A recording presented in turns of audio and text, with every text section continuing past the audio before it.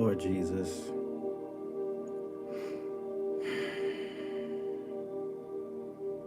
I just want to pray to you.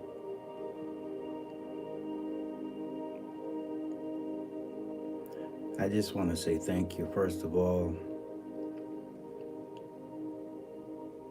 that you have allowed some of us who have faced almost everything you can think of to feel like getting up another day and moving forward with life. I just want to thank you for that, first and foremost. And I want to thank you for the light that you bring upon us so that we could be motivated. Because that light, isn't it what it does? It's an energy that we feel. We don't necessarily see the light. It's more like other people see it. But many times they don't know what they're looking at. And many times the pain of people that see that light and try to take it away causes us to go down a bad path because we don't even understand ourselves. And yet you never give up on us even though everyone else does. And isn't that the point? Because aren't you all that we need? So many of us are walking proofs that you're all that we need. And so many others of us are walking proofs that we really need you. But I want to pray, Lord, that you allow some words to be channeled through me that touch someone here in a way that does something good. Just something good. Even if my enemies come on here, those people that have proclaimed themselves my enemies, for I have none. I have no enemies. I have people that I'm fed up with. I have people that I will not tolerate things from anymore, but I have no enemies. But those people that have decided to be my enemies, let them hear something. Something good for their heart, something good for their soul, something that will let them heal from whatever bitterness and resentment that they carry. For we know that carrying bitterness and resentment for one human being on this planet, it stays in their soul, even when that person is gone, even when that person isn't around. It's not going to just disappear, even if we do. It's a choice that they made to embody something that does not make them feel good at all. So I pray that maybe you can use me to relieve that so that the world can be maybe a little brighter just for a little bit. But these are serious things that I have to discuss right now, Lord. So I also pray that you give understanding and take away the purposeful misunderstanding, the idea to try to misunderstand what comes through. Take that away and leave only a pure understanding and identification of what is meant beyond the words that are said, because I know I don't always have the right words. Moses didn't always have the right words, and yet you anointed him. So allow us to see the truth and to embrace it, even though it may be painful. And I pray that in Jesus' name. Amen.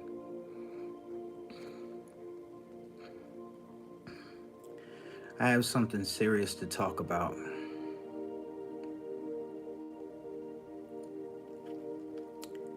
There's an organization that exists. on earth. It's called hell.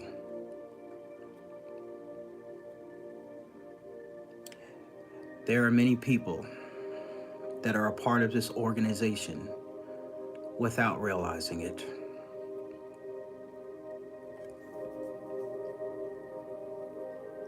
Many, many people under a glamour, and they don't even know that they're acting as agents.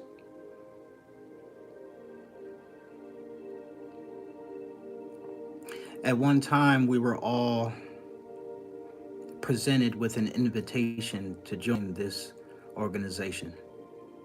At one time, thank you.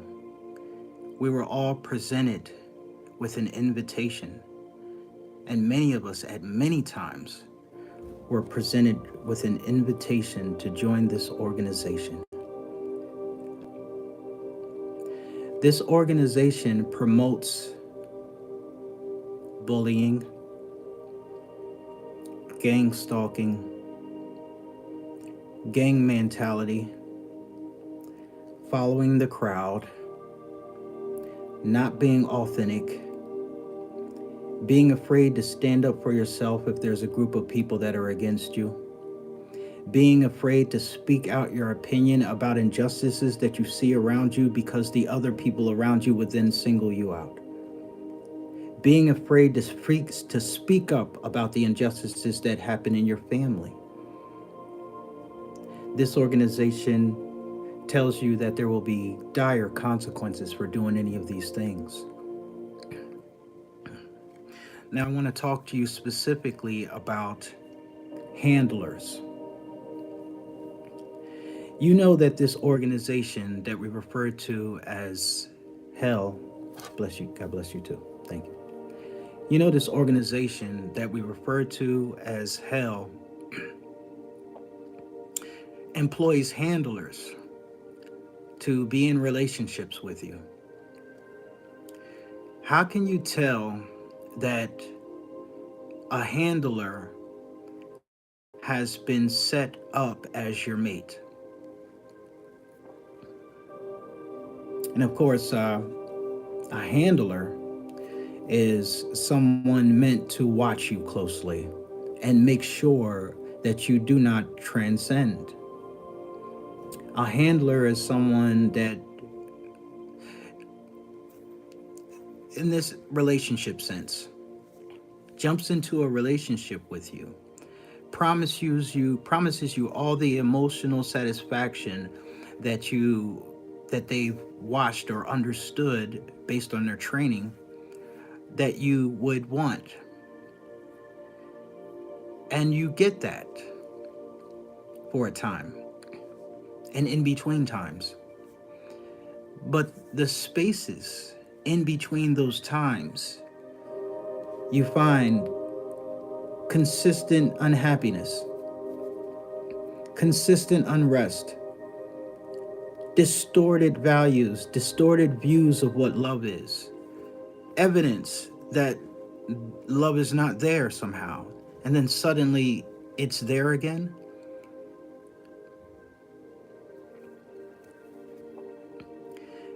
It's called toxicity. And this toxicity will be brought to us from the handlers because we're not meant to go into our best versions of ourselves. We're meant to be put in a position to stay stagnant, to be in a glamour, sort of like a cloud over our eyes and over our minds about what we deserve. We're meant to feel like there's an urgency for us to have a relationship. We're meant to feel like we have to hold on to the relationships we have, whether they make us feel good or not, or to ignore the signs and the symbols that let us know that there's something wrong with this love. So these handlers are handpicked by this organization to keep us trapped so that we never form a bond with somebody that will restore our faith in true love.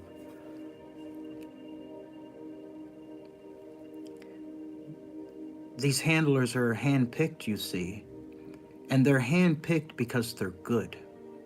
They're screened by this organization. Their spirits are screened,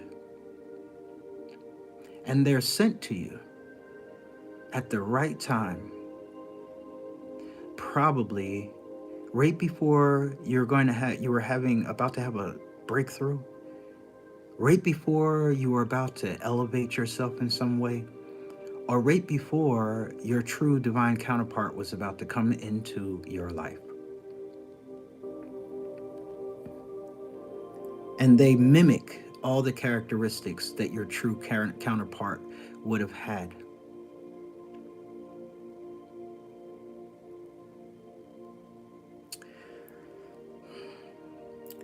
These handlers are so good that they even are implanted in the church. In order for this organization to be successful, they have to have insurgents in every area of life. They have to penetrate every area of life. So therefore, they have to be what is called sleeper cells. Many of them have to be asleep to the fact that they are agents. That's what makes them so successful. They're unaware that they're energy vampires. They're unaware that they're narcissistic. They're unaware that they're agents. They're unaware that they do not belong to God. Not because God doesn't want them, but because of the things that they do and the things that they think and the things that they hold deep in their heart while they're claiming that they're with God. And I know this firsthand because I was under the attack. And I'm not talking about other people. I'm talking about I boldly at one point went into that organization without realizing. But I see that I did based on the things I was doing and the way I was acting. It doesn't always look the same. Some of us go into this organization unwillingly and unknowingly by being overgivers. Let me explain. When you are an overgiver, you are not loving yourself. This doesn't mean don't give, but give to yourself first. When you're on a plane and the plane is going down and people are starving for oxygen, in order to help them, you must first put the oxygen mask on yourself.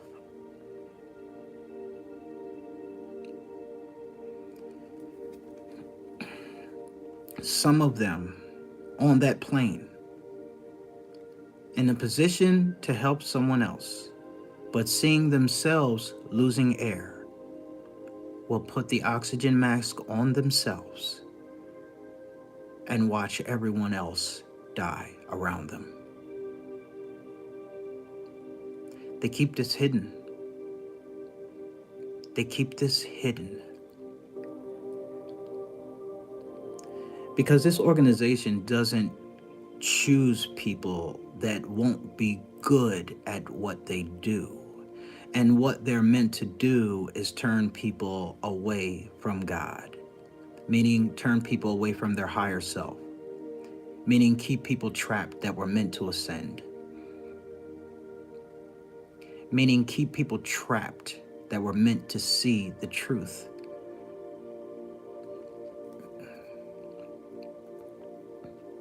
You see?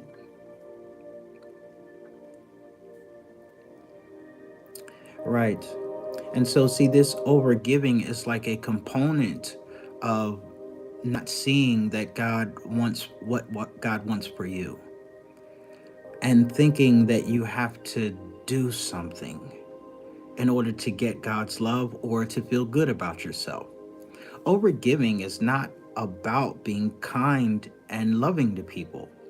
Overgiving is about something that you feel the need to do because it gives you something that you don't think you have. And what overgiving does is it sets you up to one day feel unappreciated and unloved. Not only does it set you up to feel unappreciated and unloved, but it also gives other people the impression that you don't love yourself. Why do you think people want to take advantage of you?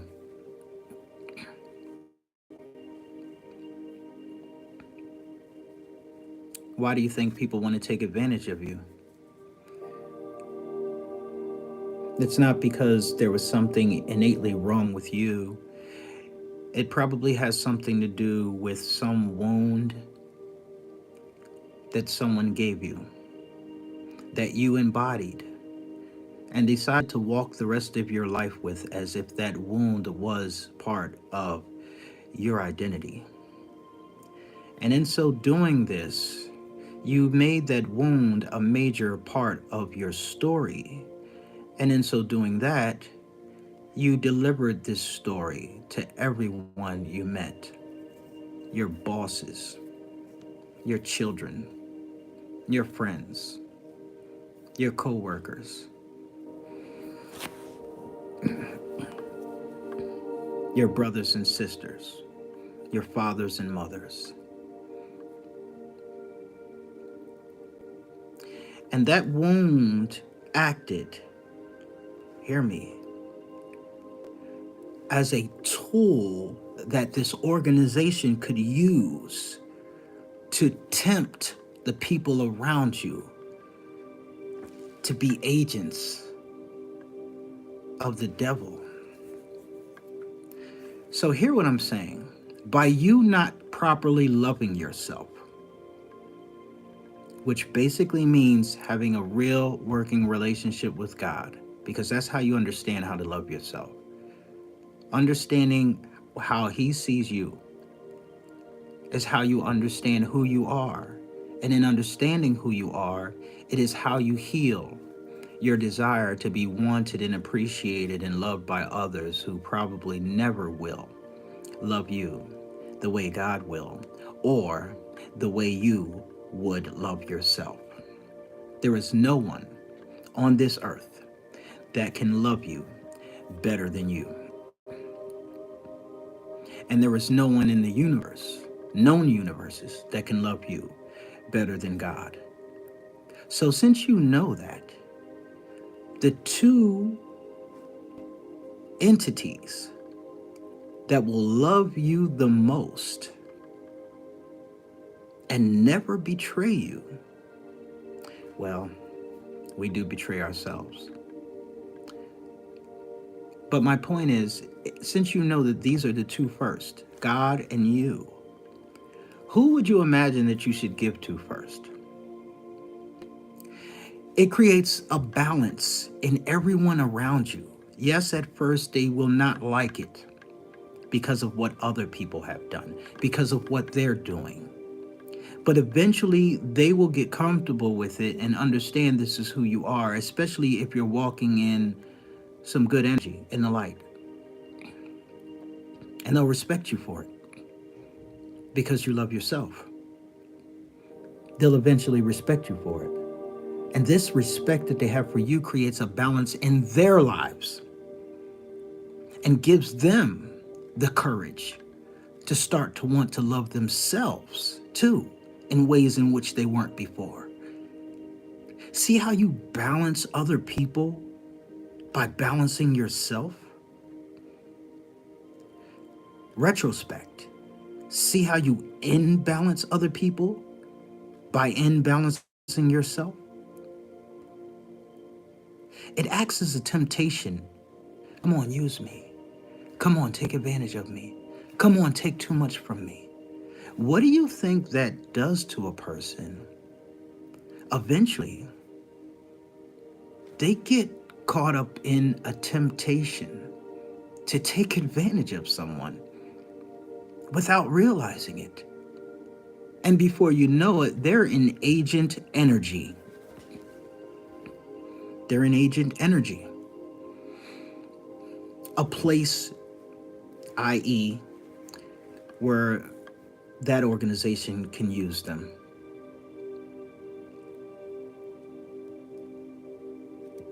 So what happens is,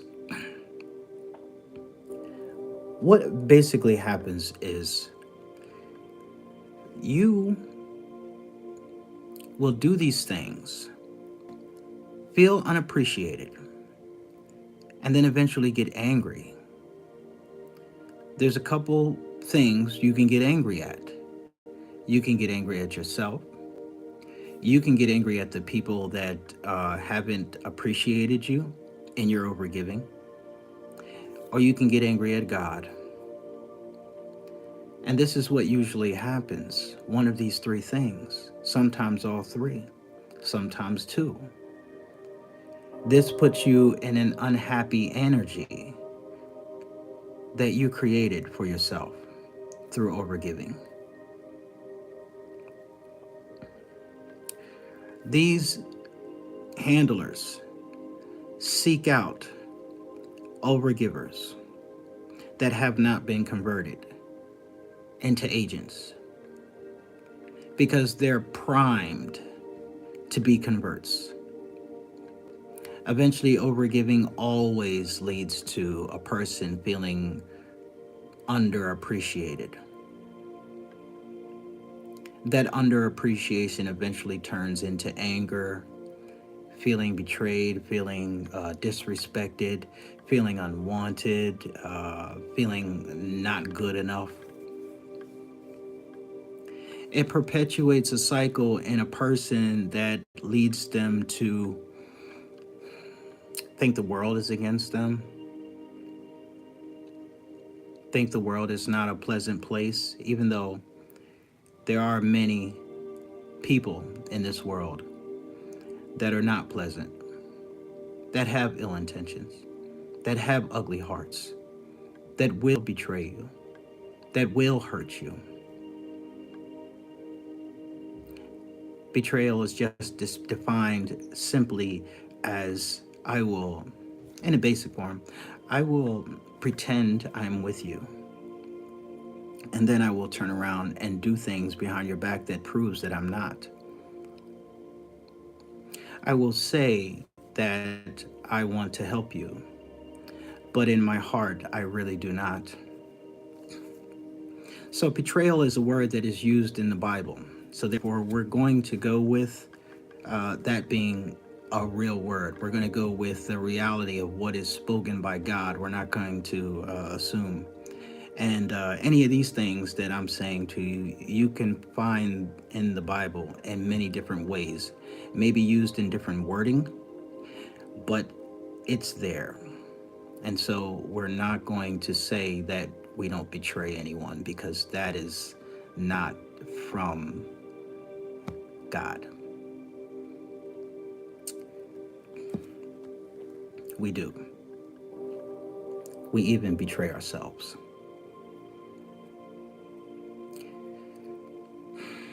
Because we're supposed to love ourselves, and then we don't.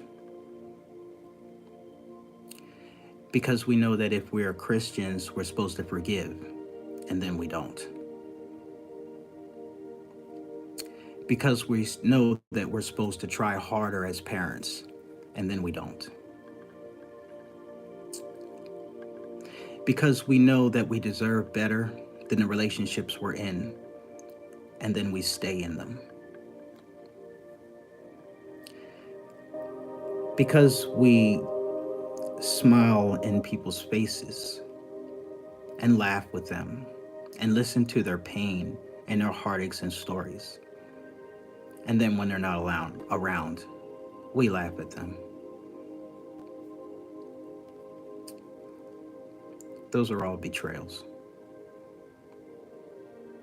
They're all betrayals. Hello. What's up, Breathe? We say that we will be there for somebody in their time of need. And then something happens in our lives where things are difficult for us. But we gave our word to someone.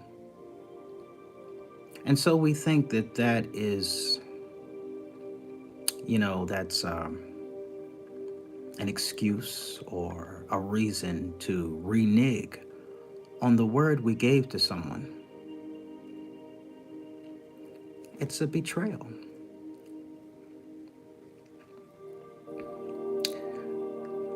So you're saying forgiveness does not mean doing the work for others that God meant just for them. Forgiveness is for yourself. Number one, forgiveness is for you to let go of the pain that someone has put upon you so that you can move forward in life so that pain does not become a part of your story. Forgiveness is a releasing of what was done to you from another person. When Jesus said, Lord, forgive them, for they know not what they do, Jesus was asking God to let go of the offense that they did. Because that offense, Jesus knew, angered Jesus. So see, the offense angers us that we do, or that someone does rather, to us. And if we hold on to that anger, it transforms into a resentment, a bitterness, a hurt, a pain. This pain we carry with us in our minds and in our hearts, and it begins to fester inside of us. And before long, it becomes a part of who we are. And then we start to look at other people based on that pain. It affects how we look at people. It affects how we think. It affects how we move. It affects how we act. It affects how we talk. It affects our confidence. There's so much things that resentment affects. And resentment is always about lack of forgiveness. It's always about not forgiving. Who's in pain when you don't forgive? I'll tell you who. You. So therefore, forgiveness, obviously, is for you. It's your permission. It's you saying, I will give myself permission to move forward without this being a part of my story, without this pain being a part of my story. And many believe that it is a prerequisite for a Christian to forgive, to let go. Because that pain, that bitterness, and that resentment acts as a doorway for the invitation for you to be a sleeper agent.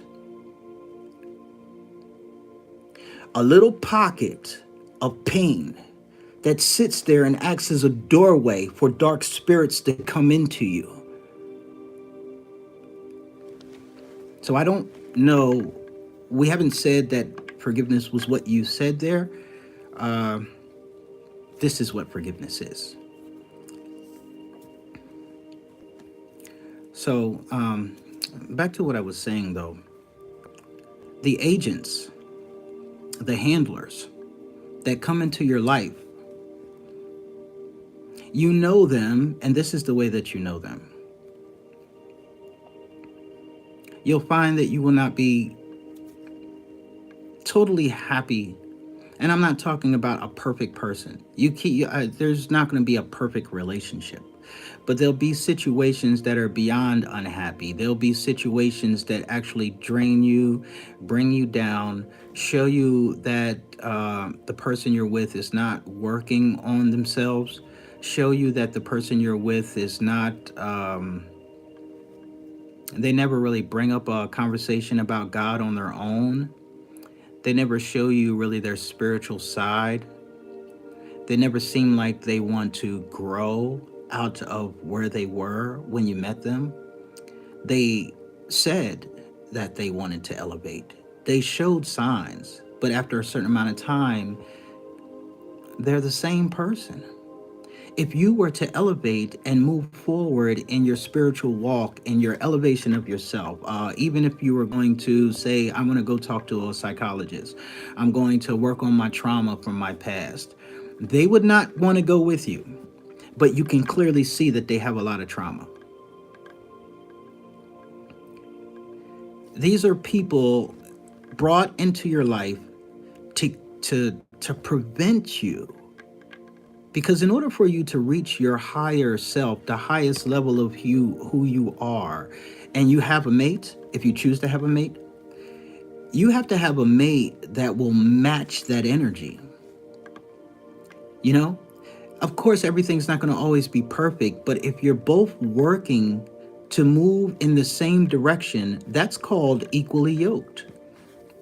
If you're both working on healing yourself, that's called equally yoked. That's called elevating together. That's called willing to work and grow together. That's what that is. That's a spiritual divine union. That's a union sent by God. Now, there are other unions that God allows to come into your life because there's maybe a lesson that you learn from them. Some unions are because they're mirrors. So sometimes God will allow a handler to come into your life, someone that Satan uses to spy on you, to watch you. And at every turn, as you try to elevate beyond where you were, that person will seem to hold you where you're at. And you can't understand why. It doesn't really make sense, because they said, or they presented, and they constantly say, but when it comes time to show and prove,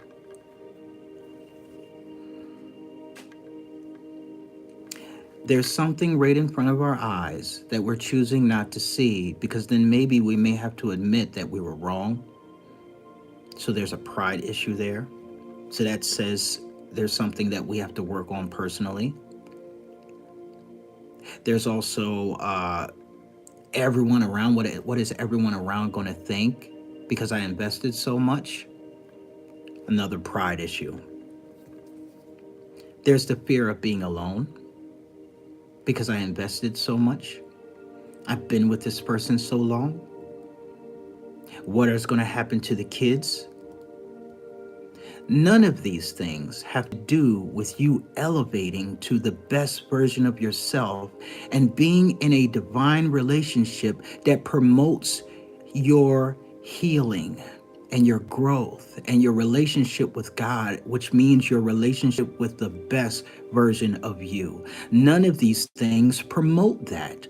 All those fears and worries that allow you to stay in a stagnant relationship don't do anything but make the devil happy. That's all they do. It doesn't make God happy. How? If I love you and I want you to be happy, and I see that you are unhappy in a relationship, do you mean to tell me that I would want you to stay there if I love you? That's my human love. Can you imagine God's love?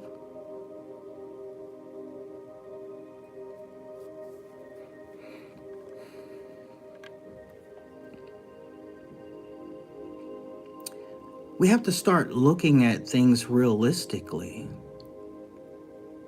Really. We can't just keep ignoring things because of our pride or our ego. We're keeping ourselves stuck. And it may be that we may be stuck around handlers, because the organization known as hell is here on earth. It's here. It's an organization of bullies, narcissists, and people that don't want anything for you, but want everything that you have or whatever they can get, depending on what they feel like they can get and what they deserve in life. Someone with low self esteem, which I had for many, many years, is not going to go after the best option. They're going to feel like the best option is out of reach for them, even though they have no proof of that. So they're going to settle for, and this is what I did. I would never look at the most pretty girl. I wanted to look at maybe the girl standing next to the pretty girl because I didn't feel confident enough. Or I had this idea that the prettiest girl can't be trusted because there's too much competition. All these things I'm creating in my mind. And these things are pride issues as well. They're pride issues. They don't look like them, but it was pride in a weird way. Ego. Ego means to protect you. Ego means to protect you. So therefore, I disregard that one, is what I do. I don't even look at her. I disregard her out of my own fear, out of my own not wanting to look bad or to have anybody see me as being rejected, because I feel like if anyone saw me being rejected, it would mean that someone would see me as less than. I didn't want this person to have a story to tell.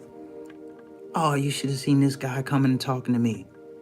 All these things that I'm worried about that represent my own insecurity, because I don't know her. Maybe she would have saw past what I looked like or whatever, or maybe she would have thought that I actually was handsome and, saw me in a different way. I know a lot of pretty women who don't get dates a lot because they're pretty. I know a lot of pretty women who don't get asked out a lot because men are intimidated. Same thing for men. I know a lot of men who are very attractive, got money, dress nice, but women don't trust them. They think they're players, so they don't have real relationships. They want a real relationship. I know a couple of them. They want to have a real relationship with a woman. They want to settle down with one woman. But because of the way they look, because of how attractive they are, how much money they have and all that, there's certain women that they can't even think about talking to, because those women would either treat them like they were less than because they're intimidated, cheat on them because they think that that guy's going to cheat on them first, so they'll hurt that guy because of their own insecurities.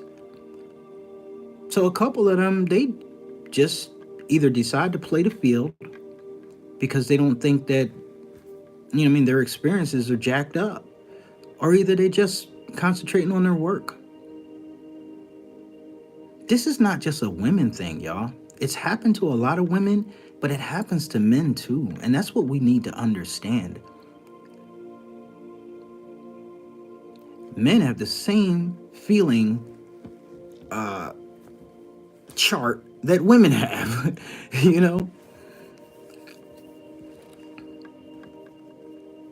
It's just society has painted men out to be afraid to be expressing their emotions.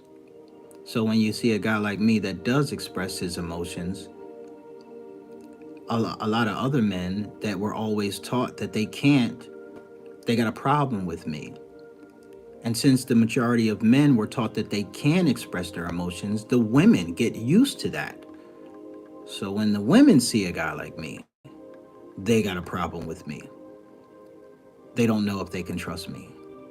Society and the way society has painted men to be has caused men that are different than that to be treated like something's wrong with them.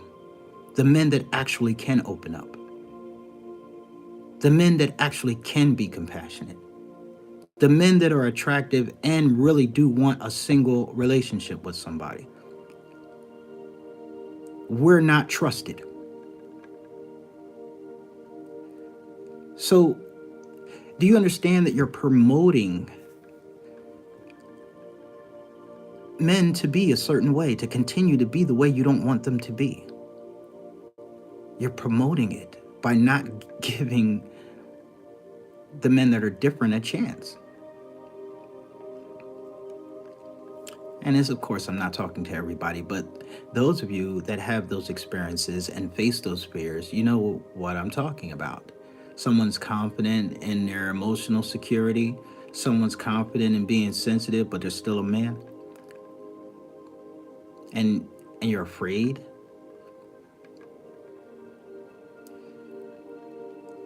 What signal are you giving the man? Don't be like that, is what you're giving him. Be like everybody else. Because the other guy is the one you go to. And the same thing for the men. You talk about women in such terrible ways.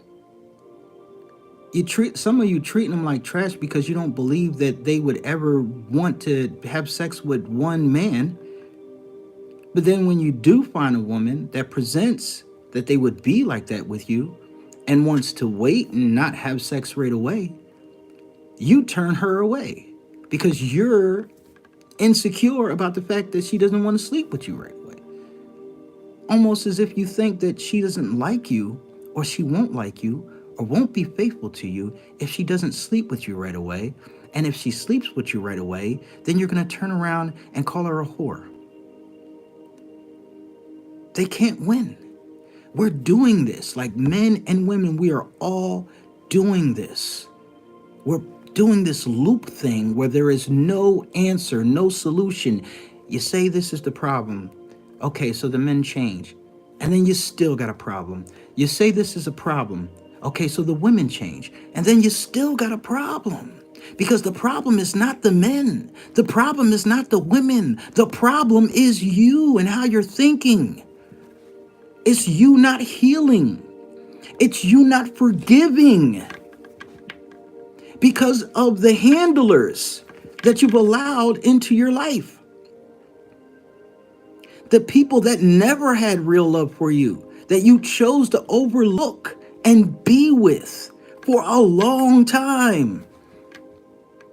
And then you finally get away from that and you don't spend half that much time healing, not even a quarter, before you jump into another situation. The reason why this is important because these are the unorthodox means that the organization that we're just going to call hell right now uses to destroy the souls of men and women and claim them. Love. It's one of the easiest ways to turn someone to the dark side. Relationships. Being bruised. Betrayal. We're not going to get rid of the word betrayal because then we won't have the reality of what it does to us. We're not going to take that away. What we're going to do is we're going to break it down. We're going to understand what it means. We're going to understand what the word is used for. And then we're going to identify it and then think about the times when we felt that so that we can deal with that energy that's in us. So that we can deal with that energy that's in us and stop running from it. And then we have to also think about the times when we betrayed ourselves so we can deal with that energy and stop running from it. Let's stop running from it. Let's not try to act like the word betray is not real. Let's not act like we don't betray because that's running from it too, because we do this. What this word represents. Let's not run. We want to heal. You can't heal by pretending something that happened didn't happen. You can't heal by pretending something that we don't do it. You can't heal that way. You can only hide. that way. And hiding doesn't benefit anybody. It just opens up a doorway for you to be used by this organization to hurt someone. Now, here's another way that you hurt someone that doesn't seem like you hurt them. Someone has an open heart and sees something in you and tries to express that to you, befriend you, get close to you, be honest with you, be authentic with you, be real with you. Think about you as someone who is a good choice. And when they get too close, you ghost them, you run from them, you hide from them. You don't share the same honesty that they shared with you. You don't value what they are giving you at all because of your fear. So because of your fear, because you've been presenting yourself like you're healed, but you're not, you now hurt someone who was straight, honest, authentic, open, and loving with you and compassionate with you and wanted to choose you. You hurt them. You hurt something in them. Because it's not easy to be that way with people. It's very difficult. So if someone is that way with you and then you treat them like they're nothing, what do you think that does to their own confidence and self-esteem? What do you think that does to their ability to keep going out there and doing that again to someone else? You don't care. You don't care. That's another thing that's hurtful. Because they probably can see that you don't care. See, this is what happens when you're unhealed. You create victims. You hurt people. And then those people go away from you and you never see what they're going through. You never see their lack of confidence. You never see that you took something away from them. And it's not saying that you owe them something, that you have to accept them, that you have to like them. No, it's not that. But it's all about how we go about things. If we're going to reject someone because they're not our type or we don't really like them or something, let's be confident about it. Let's not do it in a scary way, like ghosting. Let's let them know. Let's build our confidence. Listen, I really appreciate everything that you're doing. I can recognize your openness, your honestness, your kindness. And I'm sure that you'll find someone one day that's really for you. But right now, I'm just not interested in that way. Maybe we can be friends, or I wish you the best, you know what I'm saying? And I hope that God blesses you. In fact, I know that the way you are, I know God's got somebody good for you. What does it cost to say that to somebody? What does it cost to say that to somebody?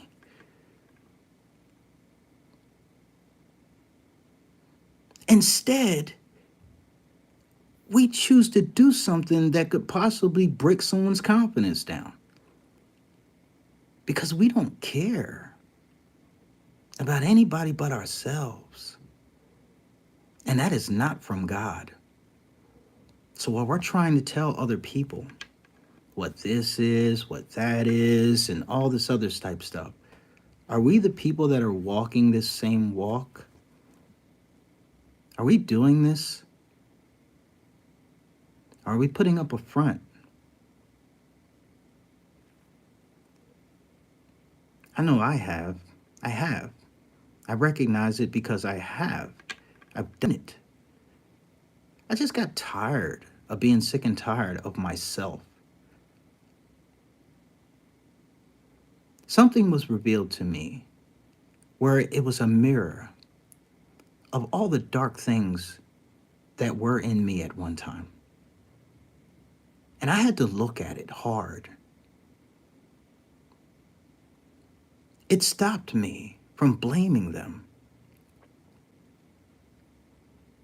I remember a time where I rejected someone unfairly. I remember a time when I manipulated someone and they didn't deserve it.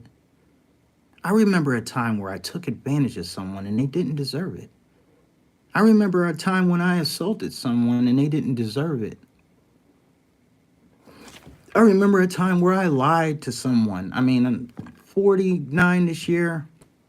You mean to tell me you can't think of times where what was done to you, you had done to somebody else in some way or some capacity? Now, there's some things that I can't say that I've done, like molestation that happened to me and stuff like that. I can't say that I've done that. But I can say that I tried to manipulate people, which is a part of it. I've done that before to get what I want from somebody in an unfair way, in a shisty way. We can look back, and the only reason why I'm saying this is because we have to find creative ways to heal from what was done to us. That's all. And sometimes looking back to the things that you've done to other people, sometimes it kind of, and this is difficult. I know this is difficult. It's hard, and a lot of people are not going to agree with it. But I know this helped me to move past things. I had to play a creative game with my mind so that I could move forward and be okay and let certain things go. So I thought to myself, I said, I know that you reap what you sow. I know that what we've done in our past, we never get away with it. I know that all of that stuff comes back around, even if it's 20 years later. So I know there was something that I'd done in my past that I didn't pay for. Or maybe what I paid for wasn't enough to clear out what it was that I needed to pay for. Or maybe I didn't learn from what I paid for. Maybe I paid for it, but I didn't learn my lesson. Whatever the case may be, I was able to transmute that energy so that I could heal or be in the process. Be in the process. Now, there's another process that people confuse, and it's the dilemma between feeling sorry for yourself and grieving. A lot of people don't understand grieving, they don't understand it. So, on the outside, when people are grieving and they express their grieving, it looks to people like people need to let it go. People are feeling sorry for themselves. You're still stuck in pain. You're still this, you're that, you're that. Yes, you are stuck in pain, but you may be just grieving over what you lost. And what do they say about grieving? They say, let it take its course, right? No one has the right to tell you when you should stop grieving over losing something. Now, a lot of times when you're grieving, it doesn't necessarily mean that you're grieving over the person. Sometimes you're grieving over the idea. Like, for instance, I thought I was in a marriage. I'm not grieving over the person. I'm grieving over the fact that I had really felt like I completed that union. It was very, very important to me. So it wasn't the person that I'm grieving over, it was the union, the idea. So, and there's other things like grieving over the fact that I thought I was more respected by the people close to me. I'm not grieving over the relationships of the people. I'm just grieving over the idea that I was really that unliked, but in my face, something else. So, but people that don't understand, because people don't really work on themselves a lot, they hear this and they have all these ideas because everyone thinks that people think like them. But if they're not working on healing and haven't worked on healing, and you're talking to someone who's working on healing, obviously that person doesn't think like you because they're doing something and thinking ways that you don't even want to think. So, how can you identify yourself with them. You can't. So what you think you're seeing, you're not. You're not. And here's the proof. Someone that's depressed over losing a girlfriend or something like that, someone who is totally lost because they just keep talking about this situation, right? Are they going to get up and make all that music I made? Are they going to be going working doing the things that they're doing every day? Are they going to be keep getting up every day and making new creations every day? Are they going to keep getting up every day doing a YouTube channel every day? Are they going to keep getting up every day and doing all these things, spreading positive messages every day? Like, think about it. Think about what you know about a person that is down in the dumps, lost and miserable, and all this other type stuff. And think about everything that a person is doing. And it doesn't really match, does it? It only matches when you ignore everything else and just concentrate on this one thing.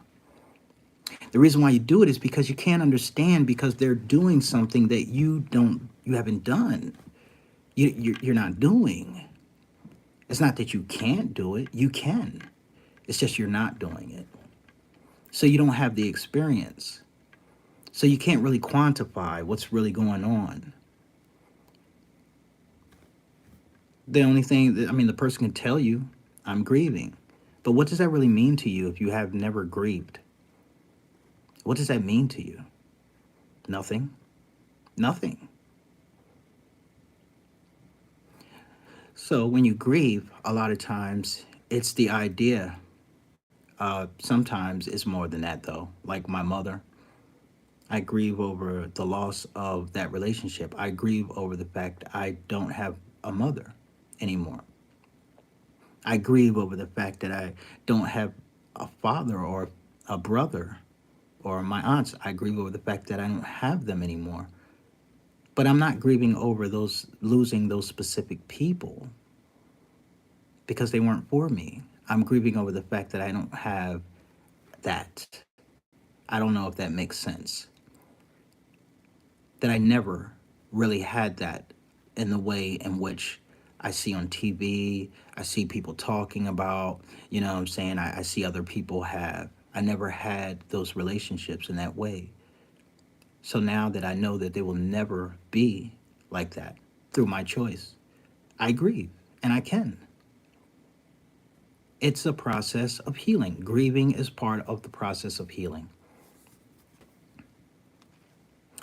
So these are difficult subjects that I'm talking about here, but I'm sure if you research about these things, research about grief, research about all the things that I said about forgiveness, research the things I said about toxic relationships and what it means to be equally yoked and have a divine counterpart and how they treat you and things like that, and how the toxicity in the relationships that you stay in will actually lead you a path that could open a doorway to let evil spirits come into your heart.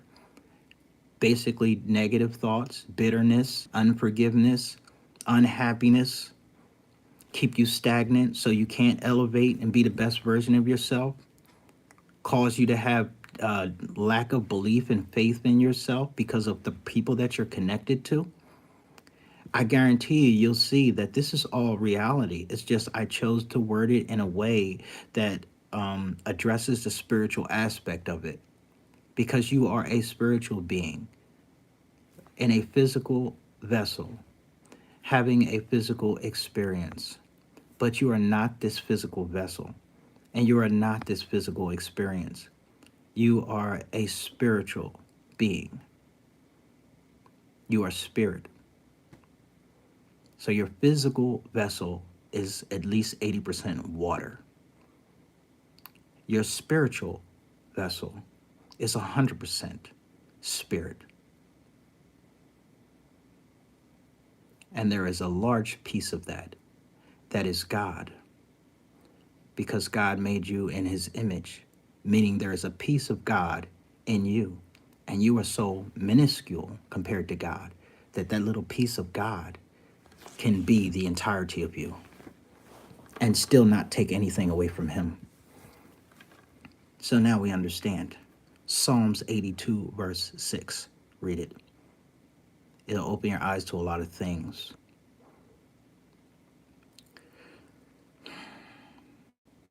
So, do we want to allow these handlers to continue to hold us back from the best versions of ourselves, from being the best versions of ourselves? Do we have the heart and the courage to confront these handlers and give them the option to elevate with us, or either to move forward so that we can find someone who's not a carbon copy of the person that we need to be with in order to elevate, but the person that is the actual one? These people have a choice, so they can become the actual ones. They can if they choose. But if they choose not to, that's their choice. It's not yours, though. It's not yours. You can make it your choice. But do you know what love is? Is love a choice to stay where you cannot be your best? Is love a choice to stay where you cannot be your best?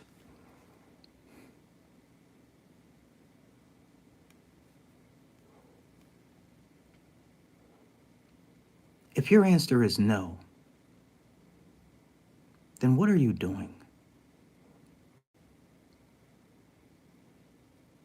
What are you doing to your soul? What are you ignoring? How long have you been ignoring the nurturing and caretaking of your own soul for another person who will not nurture and care for theirs? Refuses to. They're not responsible for you. There will be no excuse on the day when eternity is decided for you. Oh, this person was holding you back. We'll give you a pass.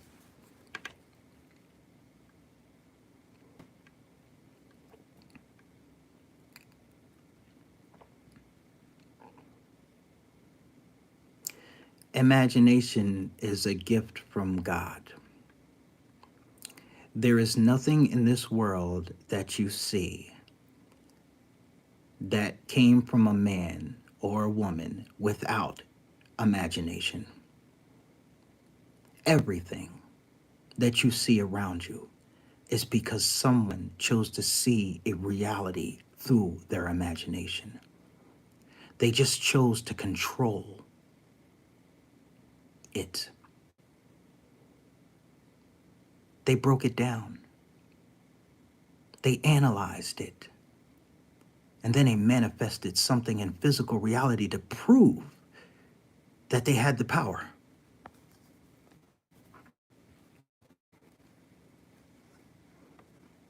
So if your imagination gets in the way of your reality, it's because God is trying to tell you to create something, but it may be distorted because you're not healed. So what you have to do is you have to get a solid, pinpoint, accurate idea about what is being told to you. And you cannot do that without being connected to your higher self. You can't. The reason why it's distorted and confused and blurry is because there's doubt. James chapter 1, verse 6. A double-minded man cannot think that he can receive anything. You have to believe in yourself. You got to believe in yourself. This is the reason why we stay in these relationships. This is the reason why we don't live up to our highest potential. This is the reason why we become bullies and, we scapegoat people and we judge people off of the way that they look, and we listen to rumors about people without any true evidence, and then we go and attack based off that, and we don't even know what the truth is, and we're not even looking at the sources. This is the reason why we do all these things, because we're stuck in this muddied mind.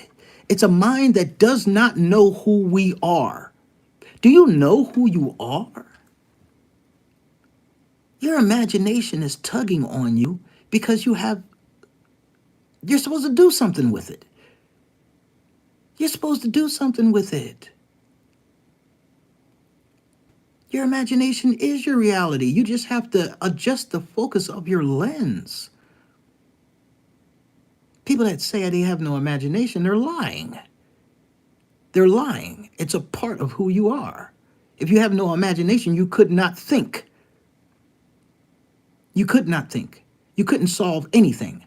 You couldn't solve any problems. You couldn't figure out how to get out of bed if you had no imagination. You couldn't figure out how to tie your shoe every day.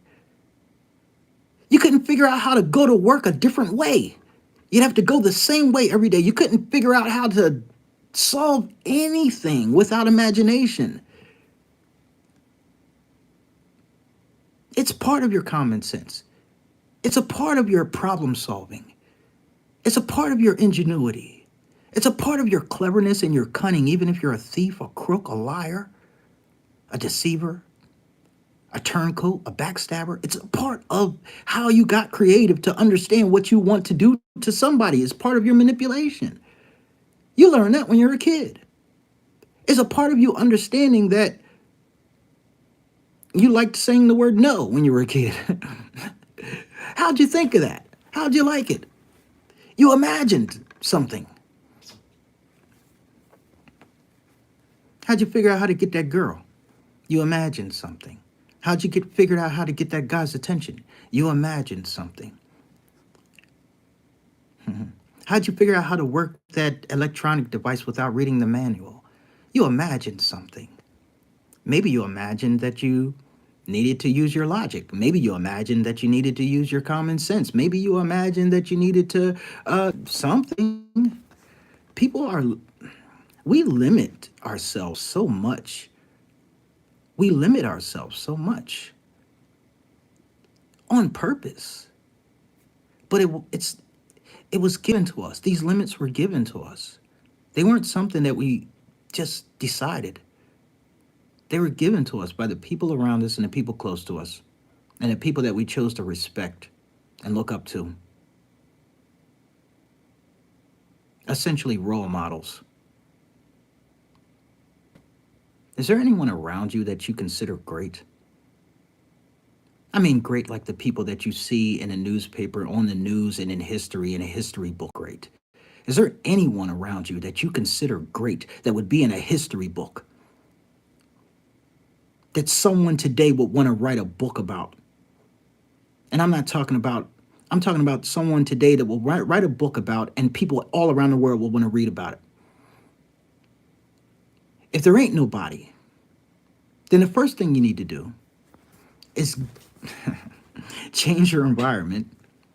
And if you can't do that, become the person. Be the person that needs a book written about them. You got it in you. Every last one of you have it in you to be that person. Even if you're on the dark side right now, you have the ability to change that. You got the ability to change it.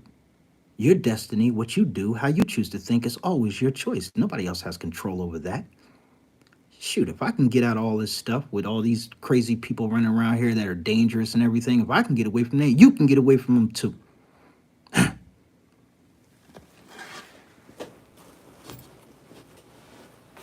I'm just saying. I wasn't the first one, and I won't be the last.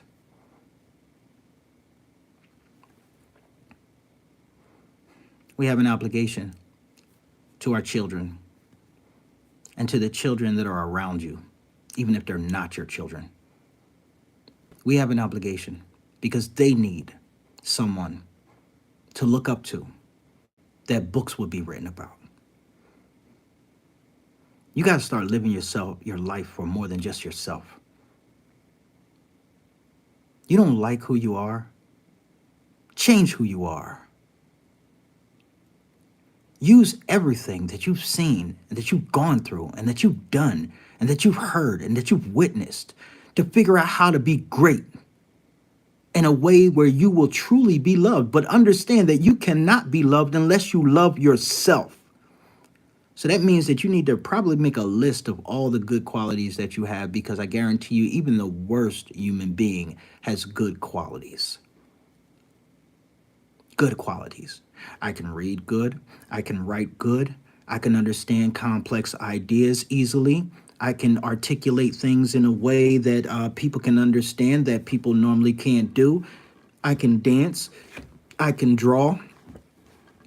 I can duplicate images on this computer as if they were something that came from my brain instantly.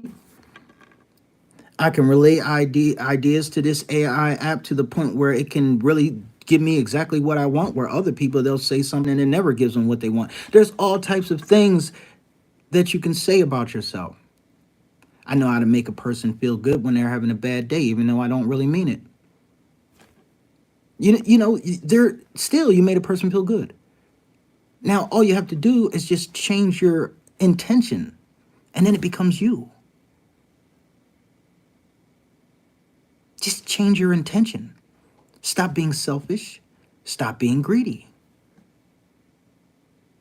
Think about somebody other than yourself, not to the detriment of yourself. Don't even think about doing things for other people. Think about doing things for other people because you want to make God happy. So then it doesn't matter what you do for other people. It's all about what you think would make God happy. If I did it for other people. Imagination. You know? And God doesn't have any problem with you doing things for yourself. God doesn't have a problem with you doing things for other people and getting something in return that helps you in the process. To heal yourself, to build your confidence so that you will want to do more and more and more. To help you get funds in a certain way by providing a service so that you can get better equipment, so that you can travel, so that you can see more things, so you can get more books, so you can make more friends, so you can have more opportunities. Why would God have a problem with that? So why would God have a problem with a preacher getting money if the preacher's intention is to do all those things? Build a bigger church, connect with more people, learn and study more things, go more places, take care of his family, show his family a life that his family never seen before. Why? We concerned about the wrong things. Instead of hating on these people that are doing what they're doing, why don't we develop a plan so we can do it too? Because we're really hating on them because we can't be in their position. Because if we were in their position, would we be hating on them? If we had that money, would we be hating on them? If we had those opportunities, would we be hating on them? We have to think about it away from where we are now, because we're going to say, well, yeah, no, I wouldn't take that opportunity. That's because you're where you are now. You're thinking how you think now because you've never had it. But if you were in a position before you thought how you thought now, and an opportunity was given to you, would you really throw it away? Or would you just use it in a way that would make your family proud, make God happy, or would you just throw it away?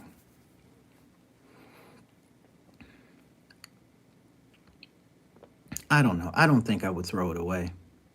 I think I would use it to allow me to connect with more people.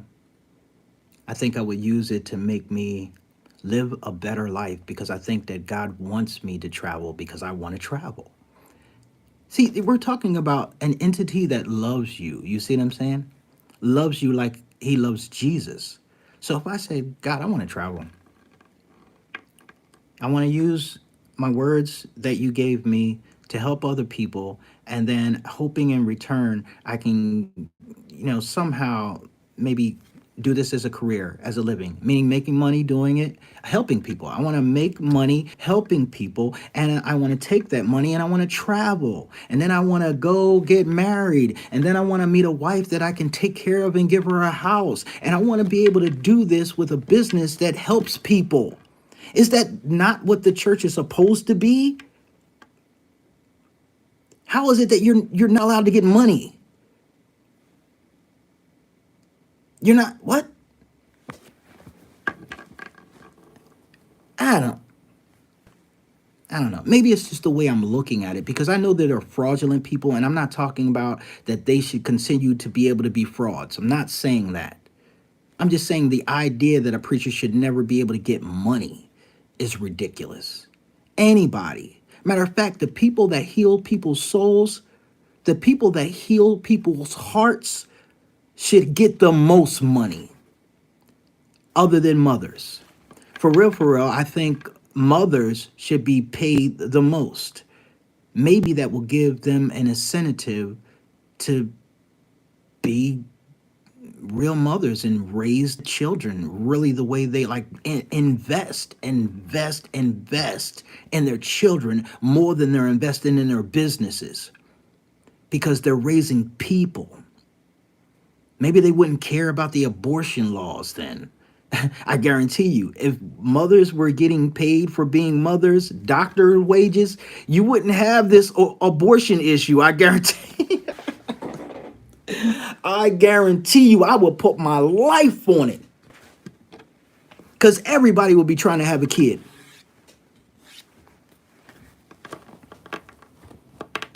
Just think about it. We're not looking at things the right way. We don't use our spiritual eyes many times.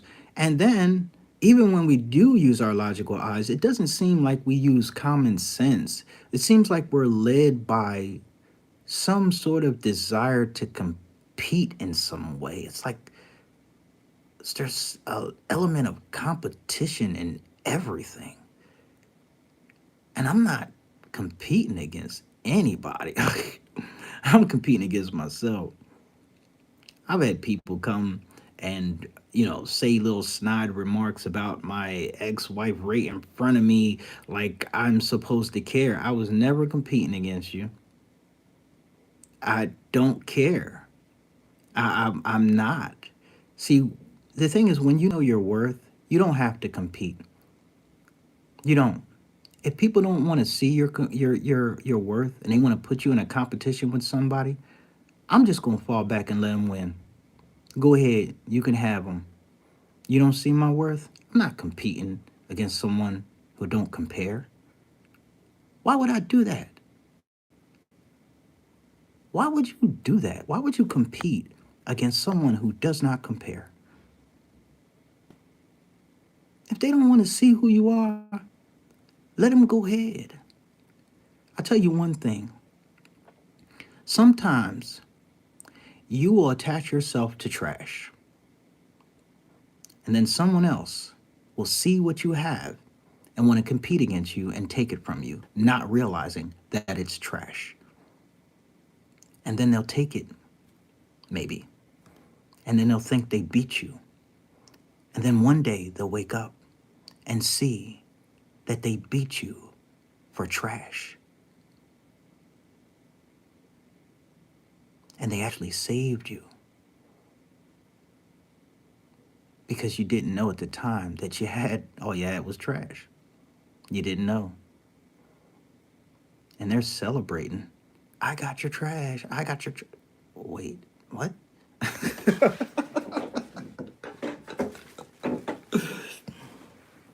They didn't know. God works in mysterious ways. I'm telling you. He may cause you to be rejected because you don't know who it was that rejected you. You don't know. He may cause you to be cheated on so that might be the only way that you leave them alone. Or maybe you don't even leaving them alone. Maybe you want to stay with them, but then okay, so they cheated on you so much, and now they see that you're still with them, and then they decide to marry someone else and leave you.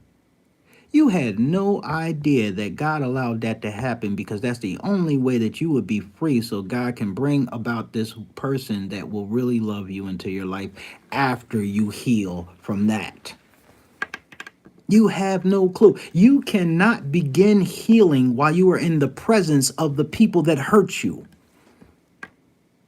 You can't. I don't care if your ex, their daughter or their son is still attached to you. You're not healing because you're still going over taking care of their son and their daughter. You're not healing. You have to totally detach if you want to heal. And you're doing it to yourself. Now, there might not be a lot of people that see it, and people might still entertain you, not realizing that you're really just staying attached to your ex. But I see it. And as soon as I get wind of that, no, because I see, I know. You may not know, but I know. Energy, memories, sexual memories of a long relationship, emotional memories of every time that little girl and that person were together, and then they're taking care of the daughter and the son and everything like that, and trying to be in a relationship with you. Nah, bro, nah, sis, it's not gonna work. It's not gonna work. Their heart is always gonna be divided. In order for them to heal, to be able to give themselves totally to someone else, they have to spend time away from anything connected to that from the past. If they don't want to, they're really telling you they're not done, and they don't want to be.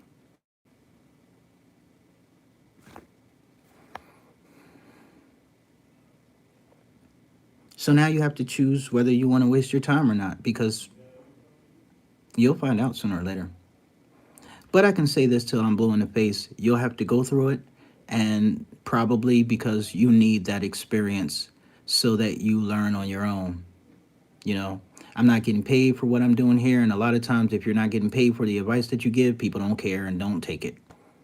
It's just entertainment. This is the reason why people ask for money when they give advice, because when you pay for something, you tend to appreciate the advice more. But since I'm giving out free advice, it's not going to be taken that serious. And I know that. But there may be somebody that listens. And so that's my hope. And then there's also, I'll play my video back and I'll listen to it, and maybe I'll learn something, because I need to take my own advice too.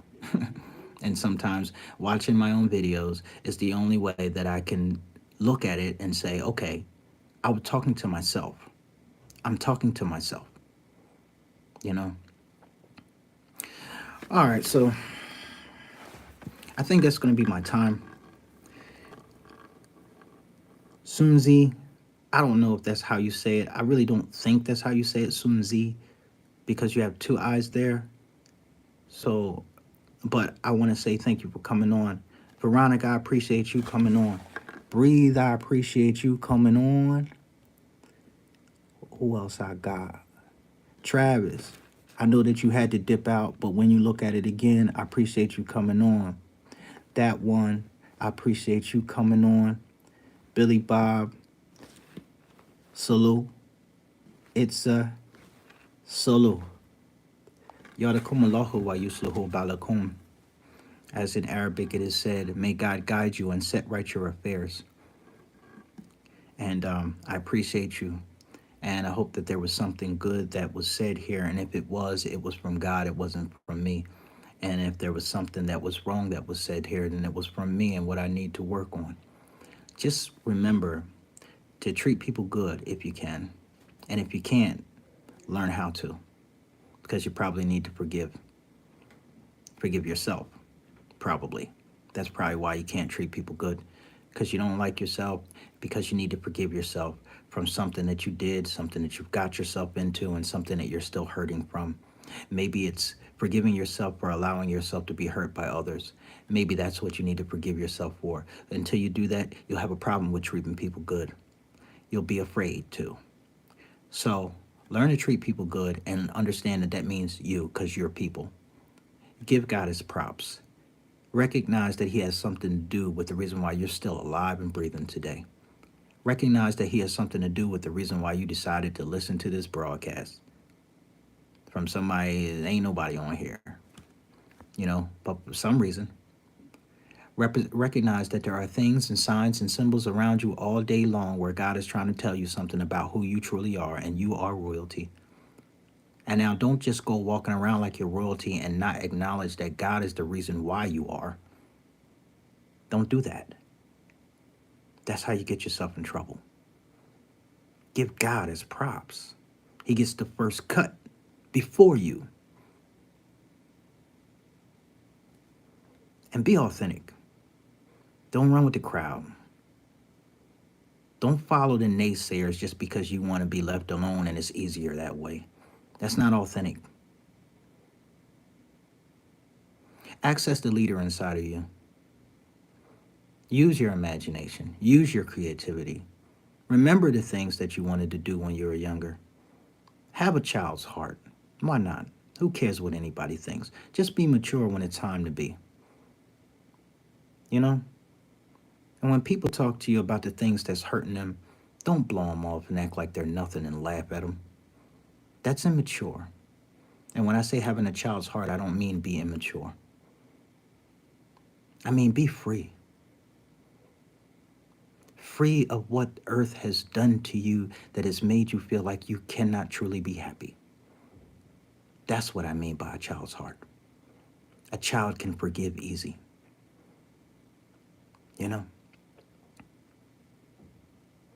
So choose to be authentic. And I would love to have your support. And maybe one day, my dream will come true, and I'll meet with my soul tribe, and we'll form something that's real, some sort of partnership or group or something like that, where we can formulate plans to actually do something, build on these talks, have a group of us coming together, talking about these things, putting our minds together so we can actually do something to affect change in this world and combat the evil that's around us, rather than just sitting on here, sitting back and not doing anything about it, but just watching everybody else do it. There's greatness in you. If not you, who? If not now, when? Love you. Y'all take it easy, all right? And you already know I'll be back. I don't know, I got volume 7 coming sooner or later. See what I'm going to come up with. Holla at me, though.